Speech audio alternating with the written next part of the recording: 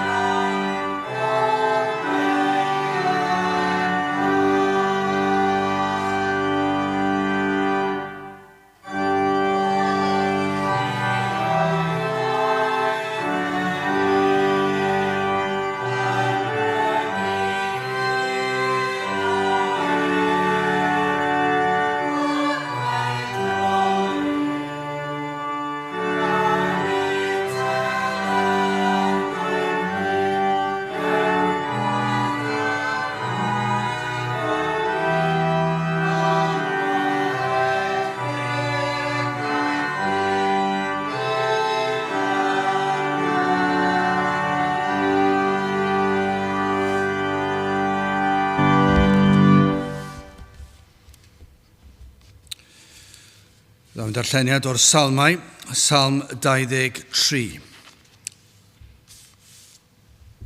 Salm 23. Yr arglwydd yw fy migael, ni bydd eisiau arnaf.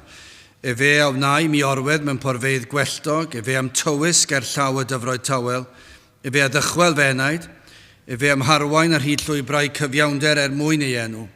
Ie, perhodiwn ar hydlyn cysgod angau, nid ofnaf niwed, canis yr wyt ti gyda mi.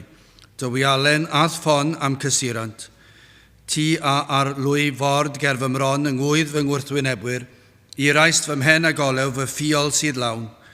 Daioni a thrigaredd yn ddiau am cynlynant holl ddyddiau fy mywyd, a phreswyliaf yn hir arglwydd yn dragowydd. Bydd y bendith Duw ar iair Sanctaidd Ef. Gyda'ch ni nawr droed ein harglwydd mewn gweddi. Diolch yn y ti o Dduw am y fraint unwaith eto cael dod ger dy fron, ni'n dod trwy enw, trwy hyddiannau dy fab yn gwaredwr yr arglwydd Iesu Grist. Ac yn diolch am bob un cyfle i ni'n ei gael i ddod i alw arnat. Ni'n diolch i ti o Dduw am y fraint o fedru galw trwy gydol y dydd a phob dydd ar unrhyw adeg. Ac o Dduw maddyn i nad ydyn ni yn troi at ti yn amlach. Nad ydyn ni yn dyrchafu'n llygaid tuag at y mynyddoedd i ddiolch i ti am dy holl roddion dyddiol i ni, am dy holl fendithion. Ond o Dduw, nad ydyn ni yn dod at ni yn amlach wrth i ni ofni a phryderi am gwahanol bethau sydd yn dod ar ein traws. Ac yn aml o Dduw, ni'n anghofio troi at y ti mewn diolch ar ôl i ti ddod ac ateb ein gweddiau.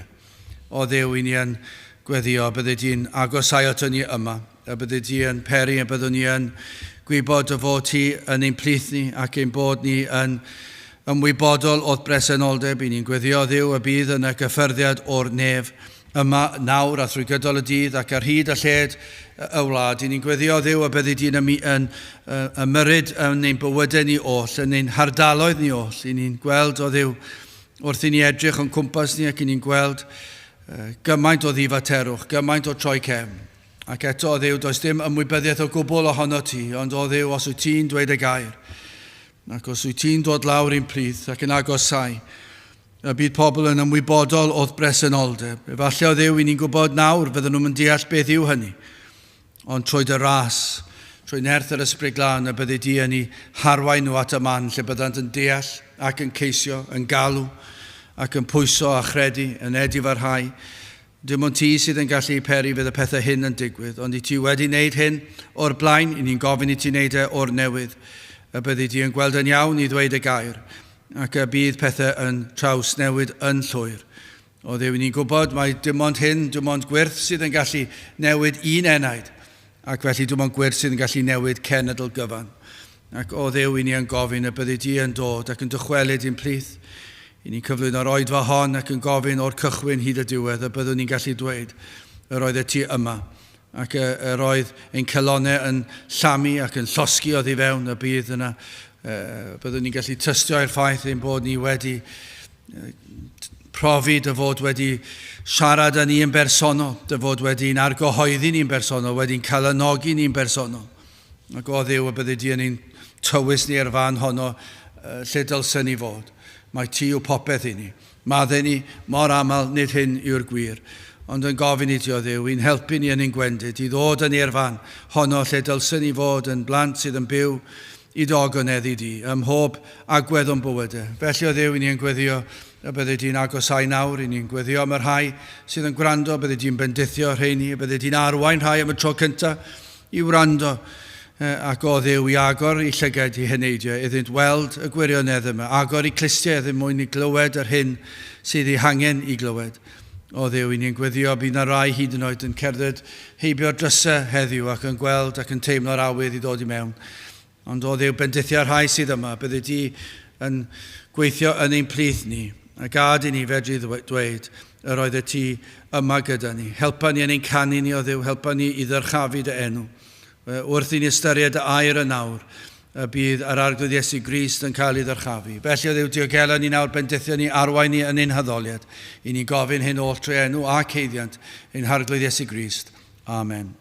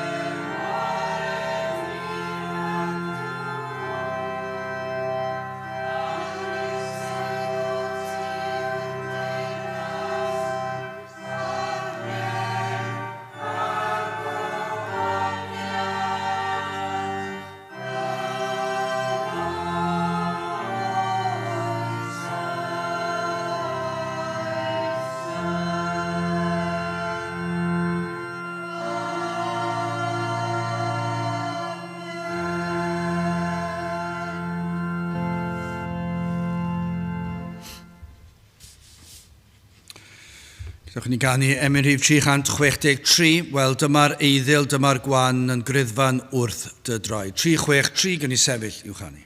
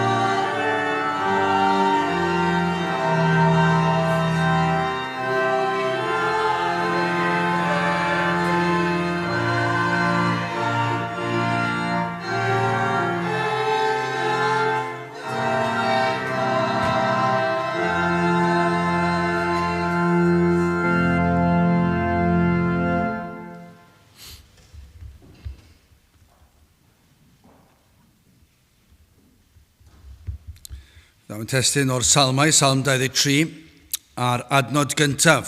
Salm 23 ar adnod gyntaf. Yr arglwydd yw fy migael, ni bydd eisiau arnaf. Siwr fod nid oes na ddarn mwy adnabyddus yn yr holl ysgrythyr na'r salm sydd o'n blaenau ni.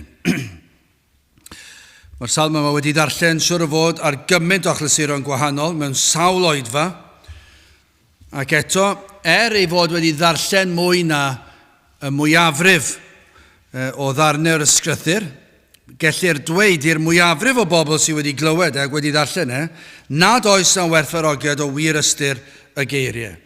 Mae hwnna bron yn sicr.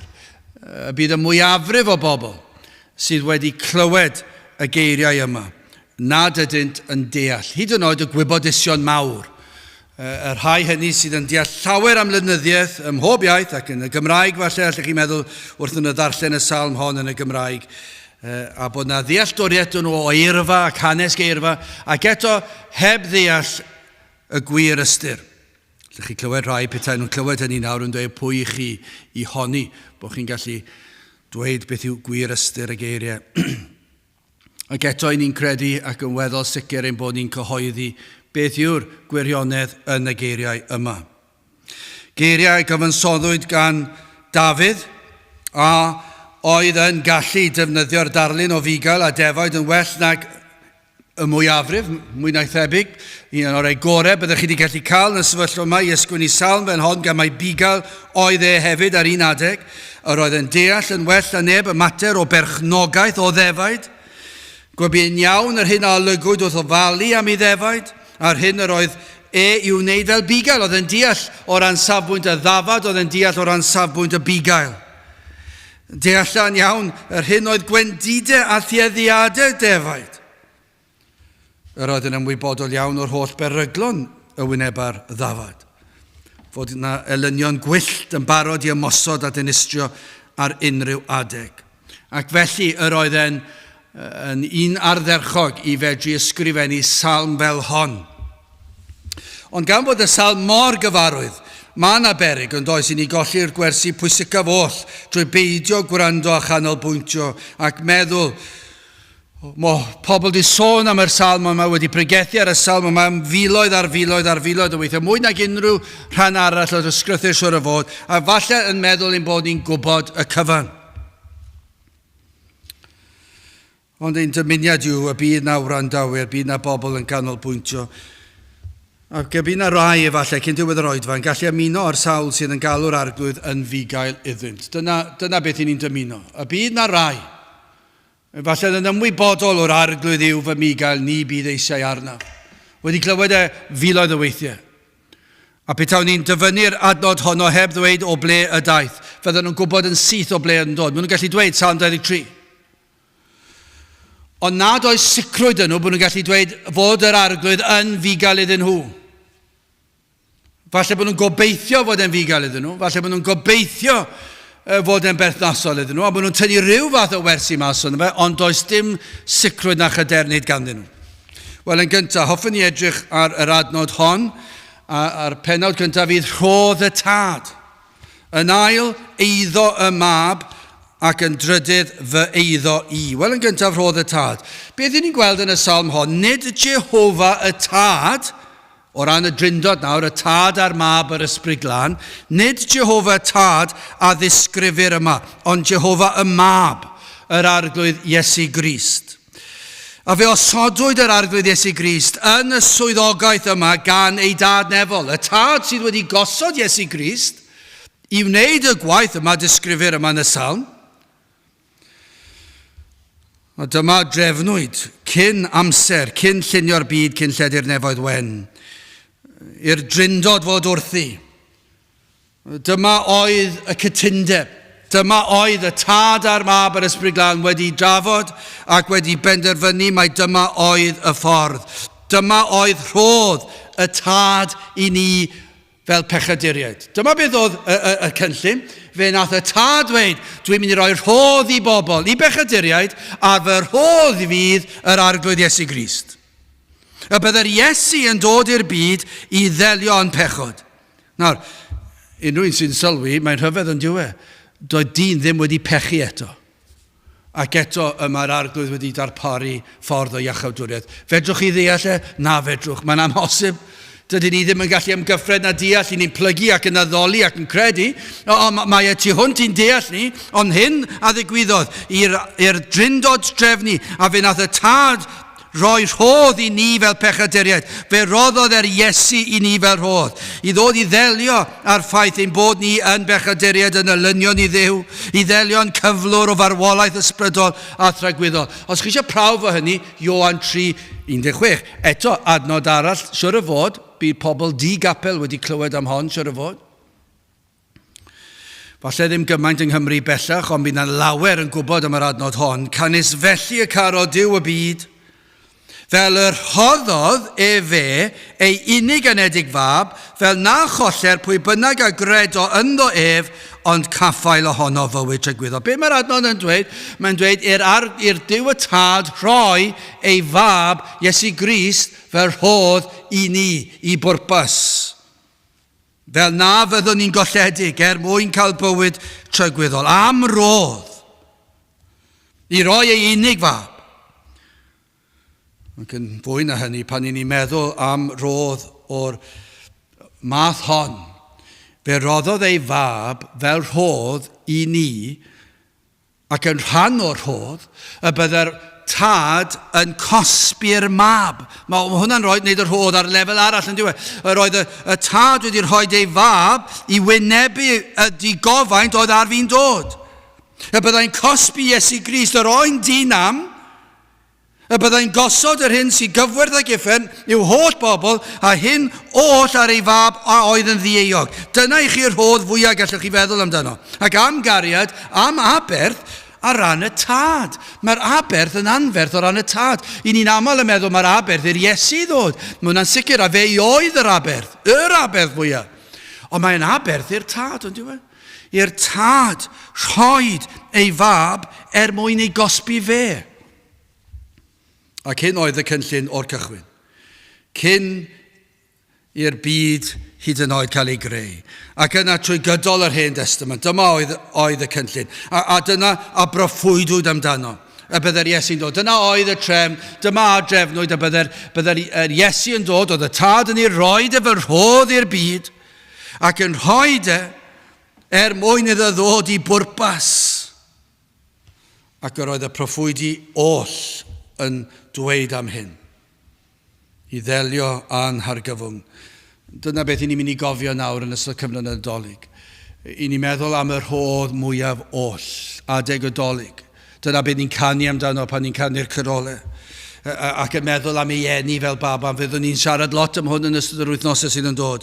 Ac yn meddwl am yr Iesu'n dod fel baban. Ond y darlun yw, mae'n dod fel baban, ond ni'n eisiau bwysleis o'r elfen o'r babi ac yr holl hanes o gwmpas. Mae rhaid i ni sôn amdano fe.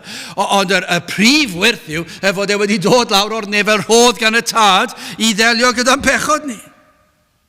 Roedd y dasg oedd o'i flaen mor fawr. Dim ond un oedd yn abal i ddod i wneud y dasg, a dyna pam oedd y tad yn ei roed fel rhodd. Dim ond Iesu Grist oedd yn abal i ddelio gyda'n pechod ni. Does neb arall yn hanes y byd. Ac i ni'n hoffi'n hanes ni yma Nghymru, dydyn ni. Mae yna'r sawl Llywelyn sydd gyda ni yma Nghymru. Ein tywysogion gynt. Y Llywelyn fawr a Llywelyn Llywolaf. Mae'r Llywelyns yn bobman. A dynio mawr cryf ar gem cyffylau gyda chlyddo fe. Ac i ni meddwl am hanes ein gwlad ni ar ffordd o'n nhw'n arwen. Dim un o'n nhw fydde'n gallu delio da'r broblem. Dim un fydde'n gallu delio. Owain Glyndŵr, ni'n sôn am hwnna, Cymru'n falch o'n hanes ni. Bydde Owain Glyndŵr ddim yn gallu delio gyda'r broblem. Meddyliwch am unrhyw gymeriad yn hanes ein gwlad ni, dim un fydde'n gallu delio gyda'r broblem yma. Mae'r frwydr yma yn rhy ffyrnig. Mae'n rhy fawr. Ond dim ond Iesu Grist oedd yn abal i wneud. A dyma oedd yr rhodd. Fe anfonodd y tad yr Iesu fel rhodd. A dim ond ef oedd wedi gymwyso i wneud y dasg. Dim ond fe oedd yn abal i fod yn ddigael da. Dim ond fe oedd yn abal i ddod i ddelio gyda'r broblem. Crist yr holl wybodus. Oedd e'n nabod pob un o'i ddefaid. Am fugail. Yr oedd e'n abal i'r dasg i fod y bugail mawr, y bugail da, y prif fugail. Anfonwyd y tad fel rhodd i ni i fod yn fugail. Ond dyma i chi fugail, yr oedd e'n holl wybodus. Nawr, dwi'n siŵr bod ffermwyr a bugeiliaid heddi yn dda iawn yn ei gwaith. A maen nhw'n gwybod, maen nhw'n nabod y defaid, a mae'n marc ar y ddafad, a maen nhw'n siŵr bod nhw'n gwybod faint o defaid sydd ganddyn nhw. Ond dwi'n weddol sicr fod nhw ddim yn gallu enwi pob un, os oes chydig bach dwi'n yn iawn. Ond bydden nhw'n gallu nabod pob un o'i defaid ar y ceia. Tybiwn ni, falle fi'n ar rhain ateb bod nhw'n gallu. Ond sicr dwi'n nabod pob un ddafad sydd yng Nghymru neu yn y byd, ond beth ni'n deall fan hyn, mae'r bugail yma nabod pob un o'i blant. Mae'n gwybod gwybu'r cyfan amdanynt, ei hamgylchiadau, ei cefndir, ei anghenion. Mae'n gwybod y cyfan, mae'n holl wybodus, mae'n holl bwerus. Yr oedd hwn yn abal i'r dasg oedd o'i flaen, yr oedd y tad wedi roed efo'r rhodd i ni, ac mae'n holl bwerus yn llwyr abal i ddelio a phob argyfwng erchill y wyneba, pob un o'i ddefaid. Ond yr oedd yn abal, dyma sut oedd Iesu Grist yn gallu wneud, yr oedd yn mor bwerus, yn holl bwerus, yr oedd yn gallu delio a phechod, yr oedd yn gallu delio ar gosb. Yr oedd yn abal i'r dasg. Felly mae'r Iesu yn rodd gan y tad, ond hefyd, sylwch, i'r tad rhoi rhoddion i'w fab. Mae Duw y tad wedi rhoi rhodd i'r mab. Y defaid y disgrifir yma, y saint, ei bobl, yr rhai y daeth i'w hachub, mae'r rheini, mae Cristnogion yn rodd i'r mab. Mae Duw y tad, nid yn unig wedi rhoi rhodd i ni o'i fab, ond wedi rhoi rhodd i'r mab ohonom ni, i ni yn roddion i'r mab. Os ych chi'n Gristion yma heddi, chi'n rodd i'r mab, gan y tad. Grandewch, Ioan 6, Adnod 37 ymlaen, a ddarllen e. Yr hyn oll y mae'r tad yn ei roddi i mi, felly ni'n roddio yn iddo fe, a ddaw ata fi. Ar hwnna ddel ata fi, nes bwria fe fallan ddim. Canis mae fi a ddisgynnais o'r nef, nid yw wneithir fy wyllus fy hun, ond y wyllus yr hwn am anfonod. Mae wedi cael ei anfon gan y tad, fel rhodd i ni. Ond sylwch, i ni nawr yn rodd i'r mab. A do 39, a hyn yw wyllus y tad am anfonodd i, o'r cwbl a roddes e fe i mi, na chollwn ddim ohono. Eithir bod i mi i atgyfodi yn y dyd diwethaf, a hyn yw wyllus yr hwn am anfonodd i, cael o bob un ar sydd yn gweled y mab, ac yn credu ynddo ef fywyd tragwyddol, a mae fi a'i hatgyfodaf ef yn y dyd diwethaf. Am rodd. Mae'n rodd mor sicr mae'n ei rhoi ni i'r mab. A'r cyfan mae'n rhoi i'r mab, dyw e ddim yn mynd i colli un. Does dim un ohono ni mynd i fynd ar goll. Dyna i chi'r rhodd. Dyna i chi wyrth. Adnod 44, ni ddicho neb ddyfod ata fi oddiaethir i'r tad, yr hwn am hanfonodd, ei dynnu ef. A mae fi a'i hatgyfodaf ef y dyd diwethaf. Mae'n ysgrifenedig yn y proffwydiau. Phawb a fyddant wedi dysgu gan Dduw. Pob un gan hynny a glywodd gan y tad ac a ddysgod sydd yn dyfod ata fi. Fe fyddai'n eich derbyn chi fel rhodd. Mae'r tad yn mynd i weithio. Mae mor gyffroes. Mae'n gallu bod yn ddigalon i ddod mewn capel mor fawr, mor hyfryd a hon. Ond mae mor gyffroes, bob un syl yn dod lan a pryn neb yma. Bron neb yn dod, ond i ni'n gwybod hyn, fe wneith y tad lwyddo yn ei waith. Os na Gymru, neu un o'r pobl di-Gymraeg, neu pobl unrhyw le, mynd i ddod mewn, mae yna gyfieithiad yma i'r di-Gymraeg, ac felly mae yna groeso i unrhyw un dod, ond beth ni'n gwybod yw hyn, fe allai'r arglwydd lenwi'r lle yma gyda'i blant ef, achos dyw e ddim yn mynd i fethu. Mae'r tad wedi rhoi ei fab yn rodd i ni, ac mae wedi rhoi ni yn rodd i'r mab. Dyna i chi anhygoel. Mae'r peth tu hwnt i un ymgyffred ni, ond dyw e. A mae wedi rhoi defaid i'w fab. I ni fel defaid yn eiddo iddo fe. Wel, gadewch i ni symud ymlaen felly.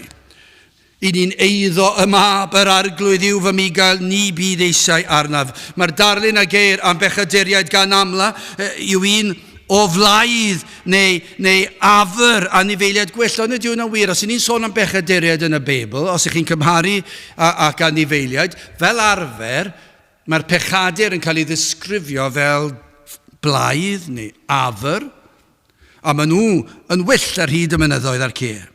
Ac mae mor berthnasol yn dweud. Gan mae dyna yw natur dyn. Yn sicr, nid yw dyn am ei reoli. Dyw blaidd ddim eisiau cael ei reoli. Mae'r gafr yn licio crwydro neu be maen nhw moyn. Ond yn sicr dyna chi ddarlun o bechaduriaid. Dyw pechaduriaid ddim yn hoffi cael ei rheoli. Dyw Cristnogion modern chwaith ddim, y rhai sydd heb ddeall yr efengil ond sy'n defnyddio'r term, dyn nhw ddim yn hoffi'r gwir efengil achos dyn nhw ddim yn hoffi bod rhywun yn rheoli. Maen nhw fodlon i'r Iesu fod yn waredwr, dyn nhw ddim eisiau'r Iesu fod yn arglwydd. Mae fel anifeiliaid gwyllt. Sneb yn mynd i ddweud wrtha i beth i wneud. Sneb yn mynd i roi disgwyliadau. Fi'n cofio clywed hwnna yn feirniadaeth yn dweud, mae wastad disgwyliadau i ddod i'r oedfa. Ac dwi'n meddwl, wrth gwrs bod yna disgwyliadau i ddod i'r oedfa. Fe ddyle Cristnogion eisiau dod i'r oedfa. Ac fe ddyle ni roi pwysau ar Cristnogion i ddod i'r oedfa. A fe ddyle ni roi pwysau ar y di-gred i ddod i'r oedfa. Mae eisiau roi mwy o bwysau ar pobl i ddod i'r oedfa.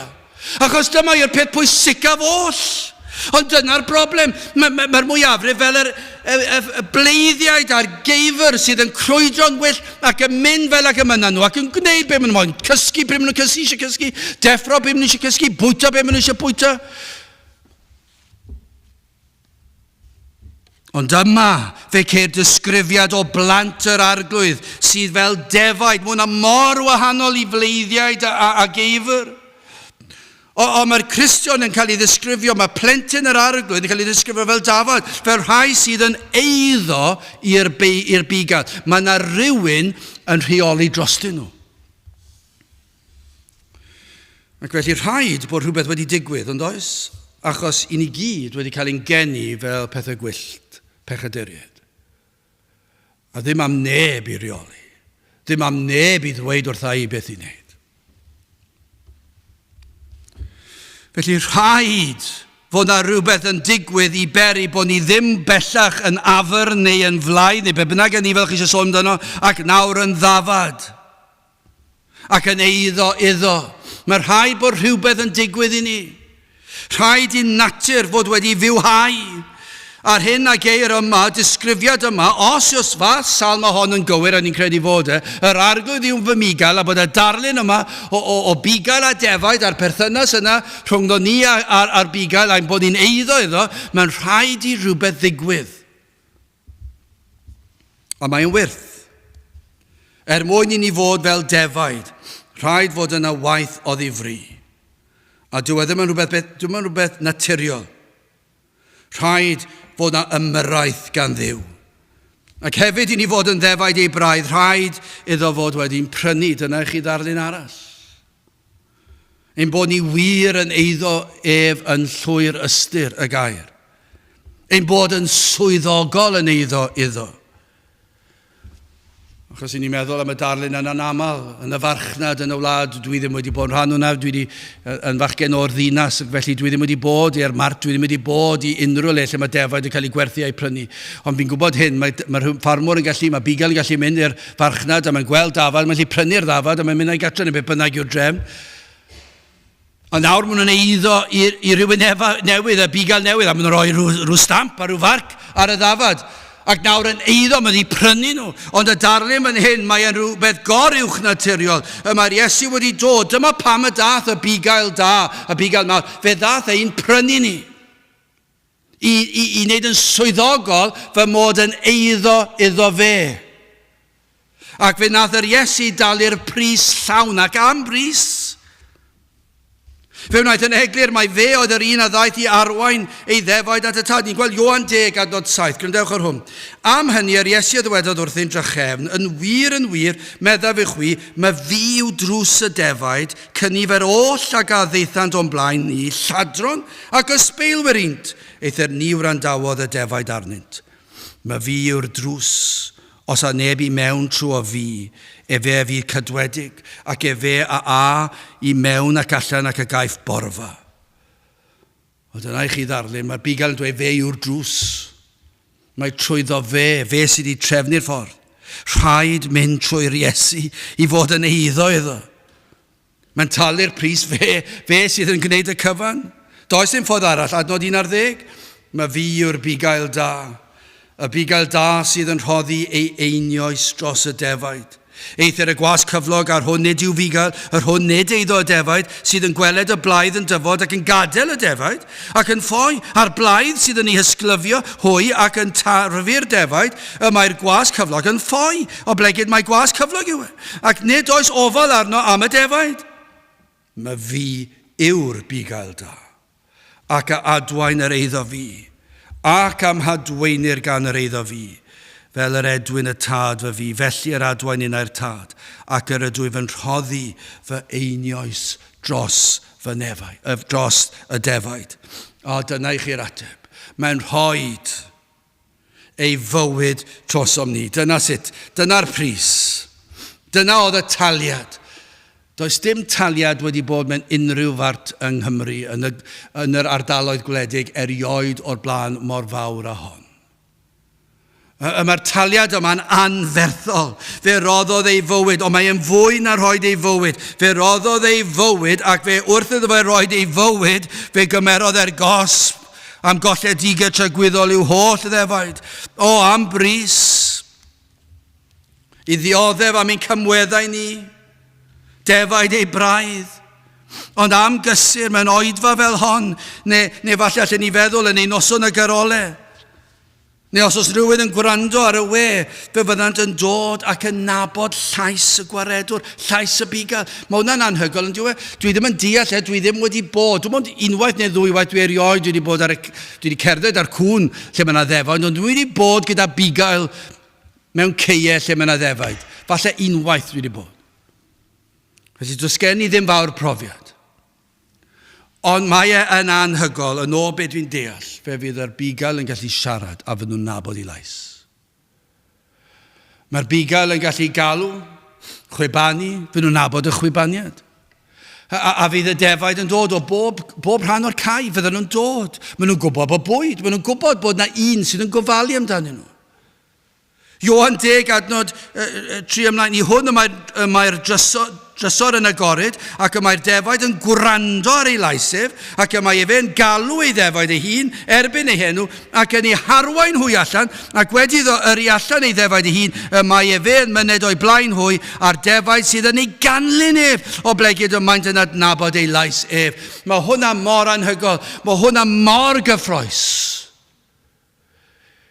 Fe all yr efengyl cael ei chyhoeddi mewn oedfa fel hon, neu ar y we hyd yn oed, a fydd na rhywun yn gwrando am y tro cyntaf, a fydden nhw'n nabod ei laisau. Fydden nhw'n dod i weld fod yr hyn sydd gan yr arglwydd y bugail i'w ddweud yn berthnasol iddyn nhw. Neu falle rhywun sydd wedi bod mewn oedfa sawl blwyddyn, ond erioed wedi gwir wrando, ond yn sydyn iawn, mae'r llais yr arglwydd yn dod yn glir iddyn nhw. Maen nhw'n clywed ei laisau. Maen nhw'n dechrau deall a maen nhw'n gweld beth sydd angen iddyn nhw'n wneud. I ddod ato, ac maen nhw am ei ddilyn e, maen nhw'n dod i wrando mwy, maen nhw'n dod i geisio fe, maen nhw'n galw arno fe, ac maen nhw'n dod yn agosach ac yn agosach. Be maen nhw'n wneud? Mae fel defaid yn dilyn y bugail, maen nhw'n dilyn y llais. Mae'r bugail yn gallu cerdded trwy Caea, fydd y defaid yn dilyn. Pa maen nhw'n gwybod dyna beth sydd dda iddyn nhw? Maen nhw'n gwybod yn gyntaf fydd y bugail yn arwain nhw at ddiogelwch. Maen nhw'n gwybod fydd y bugail yn ei bwydo nhw, yn rhoi dŵr iddyn nhw. Mae'n gwybod bydd y bugail yn cadw nhw'n saff o fleiddiaid. Ac felly mae'r defaid yn nabod llais y bugail. Felly mae mor gyffroes yn diwy. Fe all cynulleidfa fod, a fydd na un yn gwrando yn y gynulleidfa. Ac o'r diwedd, maen nhw'n dechrau nabod llais yr Iesu, y bugail da. Maen nhw'n dechrau o'r diwedd clywed y llais. A mae'r ysbryd glân fel bethau wedi agor clustiau'r enaid. A maen nhw'n clywed y llais tyner yna. Dwi'n credu fyddwn ni'n cael ni hon ar y diwedd, dwi ddim yn siŵr, dwi'n weddol sicr y byddwn ni'n mi glywaf dyner lais yn galw arna fi i ddod a golchi meiau gyd yn afon Calfari. Dyna chi, mae hwnna'n anhygoel yn diwedd, mae fel y bugail. Dyna beth sy'n gwneud oedfa o'n mor gyffroes hyd yn oed pan does dim llawer ono ni yma. A mae'n fwy cyffroes gyda'r we, achos chi'n gwybod pwy sy'n gwrando. Ond yr hyn yw'n gobeith yn gweddi yw, y bydd na rhywun, falle am y tro cyntaf, yn gwrando ar y geiriau, maen nhw'n gallu nabod nid llais y pregethwr, nid y neges yn ei hun, ond fydden nhw'n clywed yr llais yr Iesu'n siarad trwy'r bregeth a'r fengel sy'n cael ei chyhoeddi, ac mae'n swnio, maen nhw'n gwybod, dyna'r llais. A mae yna gymaint o leisiau i gael, does? Mae yna gymaint o gryfyddau i gael, athroniaethau ar hyd a lled y byd i gyd, gymaint o bethau sydd yn llawn twyll, sydd ddim yn wir, ond dyn yn dyfeisio ffordd. Ond yn anghanol yr holl glochda'r y byd, mae yna un llais yr efengil. Ac mae'r ddafod yn ei glywed. Ac maen nhw'n gwybod, dyma beth dwi'n ei gredu, dyma beth sy'n rhaid fi ddilyn, mae'r rhaid i fi ddilyn. A dyna'r cyffro, dyna'r gobaith, mi glywaf dyna'r lais yn galw arna fi i beth? I ddod a golchi meiau gyd yn afon Calfari. Yr arglwydd, dyma fi ardal wedi cana fenaid yn y gwaed a gaed ar Calfari. Yr ystyr cana fyna yw'r elfen yma o flawd yn cael eich wneud yn wyn. Dyna ystyr y gair cana, cael eich wneud yn wyn trwy waed yr arglwydd Iesu Grist a lifodd ar y groes. Yr Iesu sy'n fy ngwadd i dderbyn gyda'i saint. Nellech chi ddweud, yr Iesu sy'n fy ngwadd i dderbyn gyda'i ddefaid. Yr un peth yw e. Ffydd, gobaith, cariad, pur a hedd, a phob rhyw nefol fraint. Mae'n amlwg yn dweud, mae'r emyn yna bron iawn yr union rhyw fath yr salma, yr arglwydd i'w fy migael, ni bydd eisiau arnaf. A phob rhyw nefol fraint. O, mae yna gymaint gan y bugail yma. Mae yna gymaint i'w dderbyn yn does, mae'n rhodd y tad i ni, ond i ni yn rhodd i'r mab. Mwna mor gyffroes, mae'n sicr na fydd neb yn cael ei golli. Ond yna ni'n eiddo iddo fe, i ni'n eiddo i'r Iesu. Mae wedi'n prynu ni, mae wedi talu'r pris dros ni, ac mae lais yn ein gwahodd ni ddod ato. Dyna beth oedd oedfa yn fod, gwahoddiad. Mae'n anhygoel sut mae'n rai capeli ddim yn credu, mae'n rhoi gwahoddiad i bechadur i ddod at yr Iesu. O ble yn y byd maen nhw'n cael yr athrawedd yna, dwi ddim yn gwybod. Ond un beth dwi'n gwybod yw mae'r Iesu yn eich gwahodd i ddod ato. Mae'n galw arnoch chi, dewch ata fi, chi sydd yn flinderog, dewch at yr Iesu, dewch at droed y groes, dewch at y bugail da. Achos mae yno, mae'n abal i ddelio â'r holl anghenion chi. Mae wedi dod i gallu delio a'ch pechod ac yn gallu arwain y ffordd, yr holl ffordd i'r nefod. Dyma beth sy'n mor gyffroes. O'r eiliad ni'n dod at droed y groes, a mae'r Iesu'n dweud fel y bugail da, fe nai nawr eich arwain chi i'r nefoedd. A fyddwch chi'n saff. Fydda'n eich gofalu amdano chi, fydda'n eich cadw chi'n ddiogel. Fydd na fleiddiad bydd, fydd na broblemau fydd, fydd na siomedigaethau bydd, fydd na anawsterau fydd, fydd na bob math o broblemau fydd, ond fe fyddai'n fugail trostoch chi, a na i ofalu amdano chi, a fydda'n eich cario chi yn saff, os oes rhaid codi'r ddafad lan, a fe aia chi'n saff, fe na i gario eich cludo chi i'r nefoedd. Dyna beth mae'n dweud. A beth sy'n angen i chi ddweud, arglwydd dyma fi, ar dy alwad i, cana fe wnaid yn y gwaed a gaid ar galfari. Mae gyda chi symud ymlaen yn olaf, fy eiddo i yw e hefyd. Ie, yn sicr, i ni'n eiddo'r mab. I ni'n rhodd i'r mab. I ni'n eiddo'r mab. Mae'r mab di talu'r pris. Mae di cymryd y gos. Mae di bodloni'r tad. Ond nawr, mae'n eiddo i fi, fy eiddo i. Yr arglwydd yw fy migail, ni bydd eisiau arnaf. Dyma yw gwirth iachawdwriaeth. Dyma i chi'r wirth. I ni yn eiddo i'r Iesu.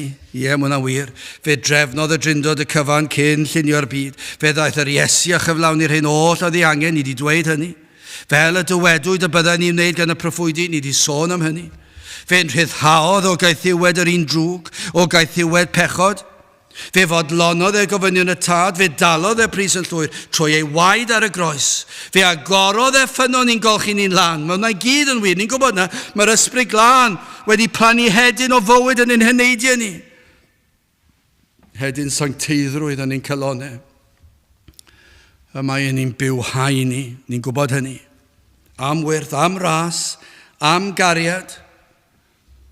Ac felly gan ein bod yn eiddo iddo fe, yr ydym yng Nghrist Iesu, i ni'n gallu dweud i sicrwydd mae e'n eiddo i fi. Mae e'n eiddo i mi hefyd. Mae yna afael ganddo fe arno ni, mae hwnna'n sicr yn gadarnach yn diwe, ond beth i ni'n gwybod yw oherwydd hynny, mae e'n eiddo i fi. Rwyf yn rhan ohono, ond allan ni ddweud hyn, y mae'r Iesu yn eiddo i mi. I ni yng Nghrist Iesu am berthynas. Rhufeiniad 8 yr adnod gyntaf. Nid oes gan hynny yn awr ddim damnedigaeth i'r rhai sydd yng Nghrist Iesu. Yr rhai sydd yn rhodio nid yn ôl y cnawd, eithir yn ôl yr ysbryd. I ni yng Nghrist Iesu. Ac unwaith i ni yng Nghrist Iesu, i ni yno hi tragwyddoldeb, mae'r addewidion yno drwyddi draw. Does dim byd yn mynd i'n cipio ni oddi yno. Dyw'r bugail yma ddim yn mynd i adael i ni fynd. Ac felly ni'n gallu dweud, y mae hwn yn eiddo i mi. Hwn yw fy migail i. Dwi'n abod i lais e. Yr arglwydd yw fy migail. Ac felly y cwestiwn i eisiau gofyn i hw, a yw yn fugail i chi? A ydych chi'n eiddo iddo ef? A ydych chi'n gallu dweud bod yna gyfnod wedi dod yn eich bywyd chi? Gallai fod yn ddiwrnod, gallai fod yn gyfnod, ond chi yn gallu dweud hyn. Gynt yr oeddwn ni'n anifail gwyllt, ond nawr dwi'n ddafad. Gynt doedd gen i neb i ofalu amdana am fy enaid, ond nawr mae gen i fugail. Cynt o'n i'n golledig, ond nawr mae wedi fy nghamfod i, dwi'n ddiogel yn ei freichiau. Nawr mae gen i fugail. Gai ofyn i chi, a oes ganddoch chi fugail, ac a i'r Iesu yw'r bugail hwnnw? A ydych chi'n eiddo iddo ef, a fe yn eiddo i chi? I chi'n un o defaid i borfa, ydych chi'n nabod i laisau? Ydych chi'n gallu nabod i laisau? Ydych chi'n gwybod pan mae'r efengil yn cael ei ffrigethu, dyna'r efengil dwi'n ei charu? Neu chi ddim yn siŵr? Pan ych chi'n canu glodydd e, ydych chi'n gallu dweud, dyma yw'r un dwi'n canu amdano, mae e'n fugail i mi. pan mae'r efengyl yn cael ei chyhoeddi, a yw eich enaid yn cael ei atynnu at yr un sy'n cael ei ddyrchafu. Ydych chi'n teimlo'r cyffron pan mae'r efengyl yn cael ei ffrigethu? Wrth i Iesu Grist cael ei gyhoeddi a sôn am ei fywyd ac yna sôn am ei farwolaeth ac yna sôn am ei atgyfodiad a ydych chi'n nabod y llais yma fel llais y bugail yn eich galw ac yn dweud wrth chi dewch ato fi tra fy mod i'n agos, dwi'n agos, dewch ato fi nawr. Ydych chi'n nabod y llais?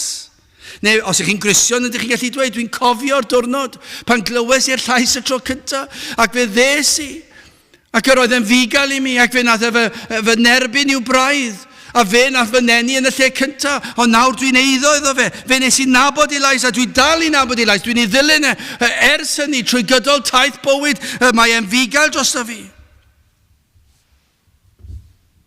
So rhywun sydd rioed wedi clywed i lais ta nawr efallai. Efallai bod y llais yna'n galw arnoch chi ddod ato. Os felly, dewch ato tra ei fod yn agos. Ymatebwch i'w laisau. Dyna beth sy'n mor bwysig. Mae yna rai sydd mewn cynulleidfaoedd o sil i sil. Ac wedi dod mor gyfarwydd ar neges, dyn nhw ddim wedi ymateb i'w laisau. Dyn nhw ddim wedi dod at y bugail. Cofio'n had yn rhoi darlun o'r siop, a'r gwerthwr siop. A'r darlun oedd ganddo, oedd yn yr hen math, yr un i chi'n gweld yn Sefagan, lle mae yna gownter. A tu nôl y gownter, mae'r holl nwyddau sydd ar werth. Ac chi'n goffa mynd at y counter, a chi'n goffa siarad gyda'r siopwr, a chi'n goffa dweud oedd y siopwr beth chi'n moyn, a maen nhw'n mynd i nôl maen nhw'n rhoi mewn bag a chi'n talu. A'r darlun oedd bod ar y tu nôl y counter yr oedd bywyd tragwyddol, maddeuan pechod a'i heddwch a Duw. A'r holl fendithion sydd i ddod yn Gristion. A bod na'r rhai, oedd yn dweud, oedd yn sôn am rai, oedd yn dod i weld oedd yn rhoi y darlun yma iddyn nhw, ac oedd yn sôn am y counter ac yn dweud, ydw, dwi'n credu fod hwn yn fugail da, dwi'n credu fod hwn yn rhoi maddeuan pechodau a bywyd tragwyddol a golchi chi'n lan a heddwch a Duw. Dwi'n credu'r cyfan. Dwi'n cofio clywed yn had yn dweud sawl gwaith. Ydych chi wedi dod at y counter? Ydych chi wedi gofyn iddo? Ydych chi wedi dweud oedd arglwydd dyma fi ar dy alwad di? Canafennaid yn y gwaed a gaid ar Galfari. Ydych chi wedi dod at y counter a gofyn gai faddeuant? Gai heddwch a Duw, gai fywyd tragwyddol? Ydych chi wedi dod a chyffesu wrth y counter, does dim arian gen i, dwi'n waglaw, neu mewn geiriau eraill, ydych chi wedi dod at y bugail da? Ydych chi wedi dod fel rhyw anifal gwyllt ac yn dweud, dwi am fod yn neud ond ti wedi talu'r pris? Ydych chi wedi dod ato? Ydych chi wedi dod at yr un sy'n gofaliant? Os nad ydych chi wedi bod, dydych chi ddim yn eiddo iddo. Sawl un sydd wedi gwrando ar yr efengyl ac yn honni bod nhw'n credu'r efengyl, ond does dim gwir heddwch ganddyn nhw, dyn nhw erioed wedi dod at y bugail. Dyn nhw ddim yn gallu dweud, mae'r arglwydd yw fy mugail, dyn nhw'n gallu dweud na.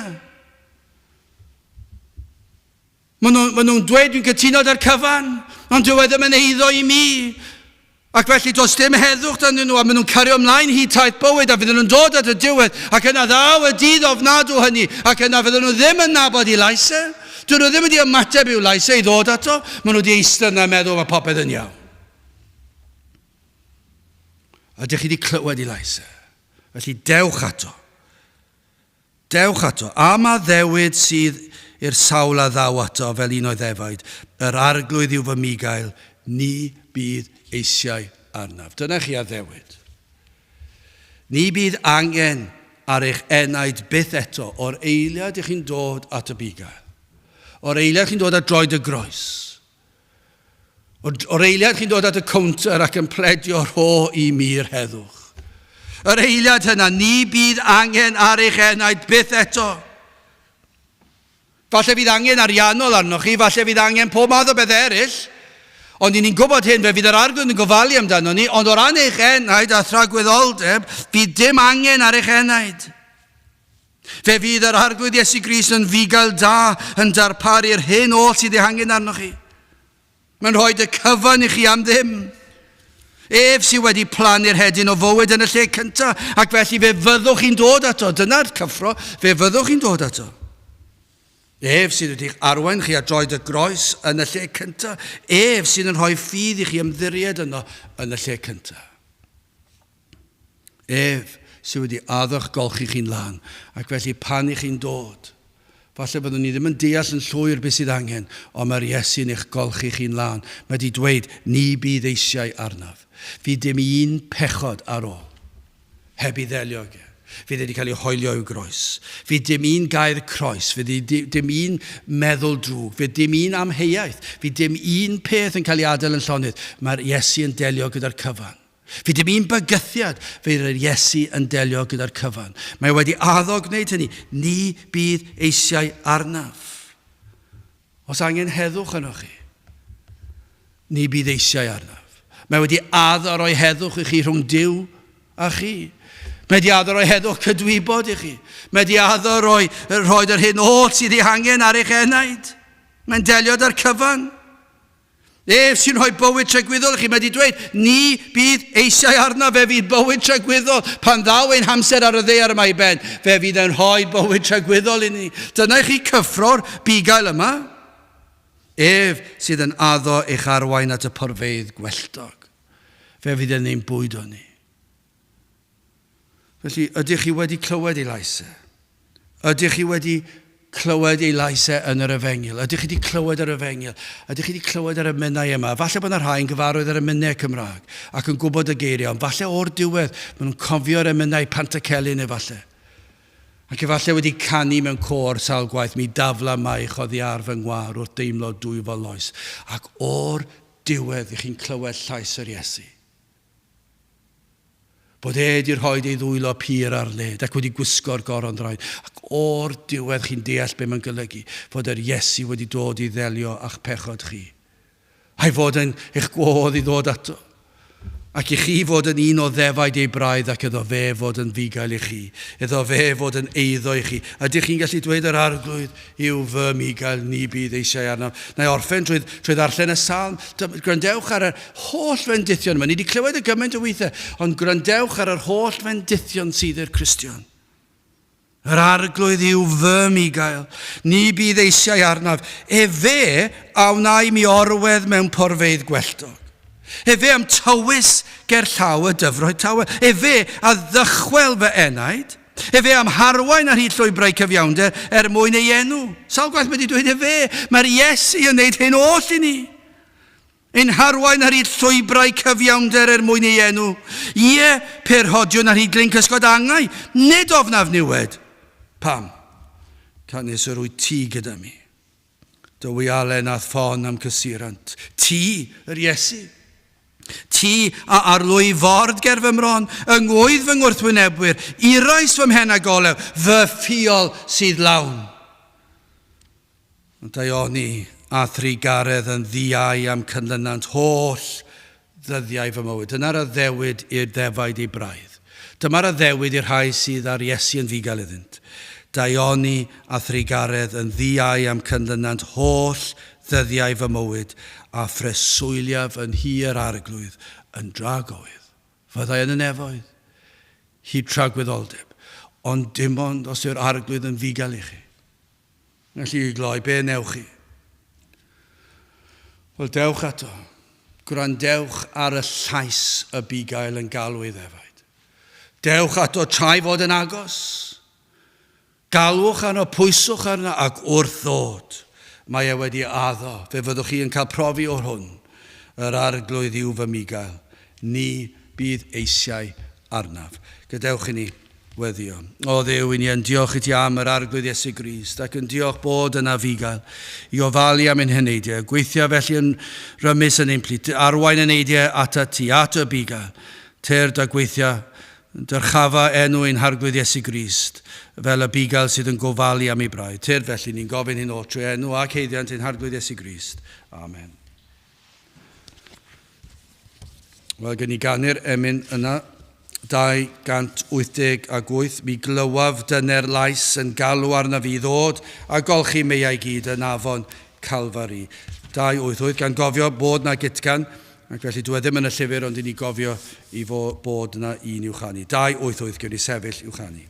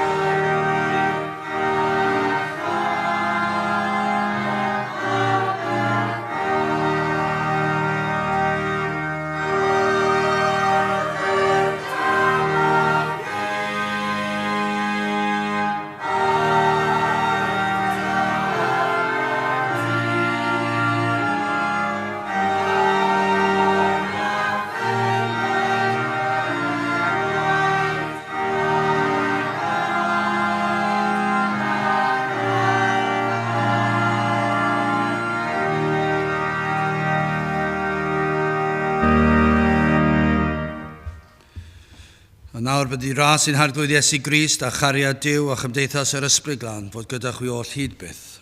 Amen.